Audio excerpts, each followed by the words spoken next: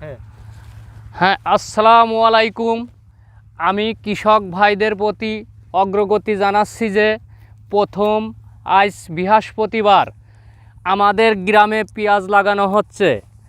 এখানে আমরা আছি ধরেন 40 জন। এই প্রথম আজকে উদ্বোধন করলাম। ফটিক মালের ছেলে দিটুর পেঁয়াজ লাগাচ্ছি। তবে এই পেঁয়াজটা আমরা এবার যে দ্রব্যমূল্যর দামটা পাইছি, আশা করি আগামীতে যেটা পাইছি এবারও ওইটাই পাবো।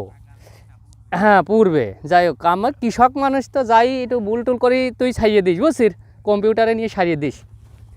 এখন আমরা ধরেন প্রথম বছরের সবার মুখে একটাই হাসি ফুটাইছে আমাদের বীজ, কারণ দেশাল গড়াই সব বীজটাই এবাদের রোপণের তথ্যে আমাদের প্রথম সিজন থেকেই ভালো।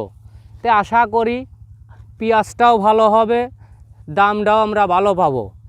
এই দেখেন, আমাদের দেশনেত্রী প্রধানমন্ত্রী শেখ হাসিনা ভারত থেকে যে পেঁয়াজ নিয়ে আসে মুদির খাইতে, সে পেঁয়াজটা এলজির মাধ্যমে যে ঢাকা বিতরণ করে আমরা নিজেও দেখেছি। 12 আনা পেঁয়াজ ডাস্টবিনে ফেলে দেয়।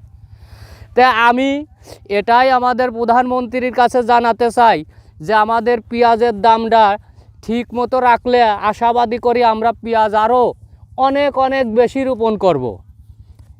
তে এই জন্য আমাদের পেঁয়াজের দামটা যেন ঠিক মতো থাকে, আমাদের কৃষকের হাসি মুখে যেমন হাসি মুখ ফোটে, এই জন্য আমি একটাই আকেল আবেদন শেখ হাসিনার কাছে। সে কিন্তু নিজেও বলছিল যে পেঁয়াজ ছাড়া তরকারি রাইদে খাইতে। তা আমি এইটাই শুধু বলতে চাই, শুধু পেঁয়াজ আর আলু দিয়ে তরকারি রাইদে খাইয়া দেখেন, আর পেঁয়াজ ছাড়া আপনি ইলিশ মাছ রাইদে খাইয়া দেন কোন ধরনের স্বাদ। তাই আমি 1000, 1200, 2000 টাকার ইলিশ মাছ না, শুধু শেখ হাসিনার কাছে আমি একটাই বলতে চাই, আপনি পেঁয়াজ আলু আর বেগুন দিয়ে শুধু কটা শুকনা মাছ চটচড়ি করে খাওয়া দেন, যে গ্রান কত। হ্যাঁ, শুধু এটাই আমি বলতে চাই যে ভারত থেকে যে পচা পেঁয়াজগুলো আনেন, এইগুলো আনা বন্ধ করে আপনি আমাদের দেশের কৃষকের কিছু পেঁয়াজের দাম দেন। আমাদের গ্রামের লোক অনেক বেশি পেঁয়াজ রোপণ করবে আরও। তো এই বলে আমি আমার বক্তব্য শেষ করছি। জয় বাংলা।